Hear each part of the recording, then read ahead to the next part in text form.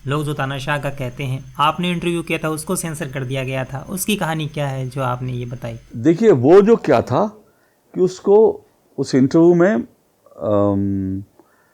दरअसल वो इंटरव्यू जब हो गया तो उस इंटरव्यू को, मैं तो गुजरात में ही था उस वक्त इंटरव्यू करने के बाद, उस इंटरव्यू को जब यहाँ देखा गया तो देखिए आपने नरेंद्र मोदी के जितने इंटरव्यू देखे हैं उन इंटरव्यू में नरेंद्र मोदी आज अगर दुनिया के नेताओं के बीच इतने सब, मतलब रूस और यूक्रेन के बीच जो आदमी संतुलन बना सकता है, जो यूक्रेन को भी कह सकता है, जो रूस के राष्ट्रपति को बगल में बैठाकर ये कह सकते हैं कि भाई युद्ध नहीं होना चाहिए, बच्चे मरते हैं बहुत, तो उस आदमी के पास ना कंटेंट की कमी है ना उसके पास चीज़ों की कमी है।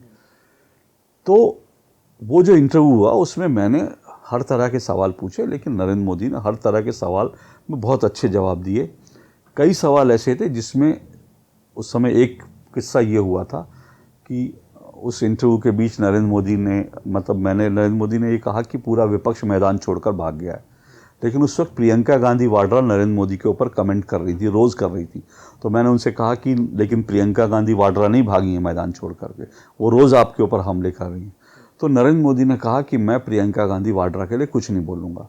मैंने कहा क्यों? तो उन्होंने कहा इसलिए क्योंकि उस समय प्रियंका गांधी कांग्रेस की किसी पद पर नहीं थी। तो उन्होंने कहा कि प्रियंका गांधी वाड्रा अपनी माँ की मदद कर रही है एक बेटी की तरह, सोनिया गांधी की मदद कर रही है एक बेटी की तरह, राहुल गांधी की मदद कर रही है एक बहन की तरह। तो मैं उनके ऊपर कोई कमेंट नहीं करना चाहता। एक बेटी को, एक बहन को अपने पूरा हक है अपनी माँ और अपने से काम करने का। अब उसमें सोचिए नरेंद्र मोदी का कितना बड़प्पन दिखता है, कितना बड़ा।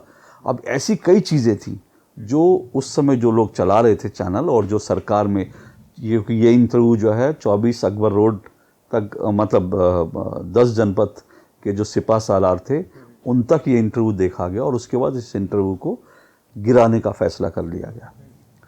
लेकिन जब मुझे पता चला कि इंटरव्यू जा नहीं रहा है, 24 घंटे से ज़्यादा हो गए, तो मैंने ट्विटर पर इस बात को लीक कर दिया था।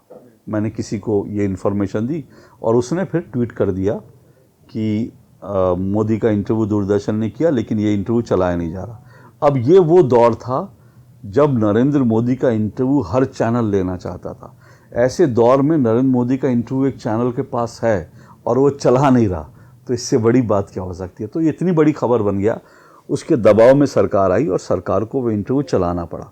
लेकिन सरकार ने इसको बुरी तरह से काट दिया, यूपीए सरकार ने, और पूरी तरह से इस इंटरव्यू को इसका काट छांट करके बिल्कुल भरता बना दिया गया।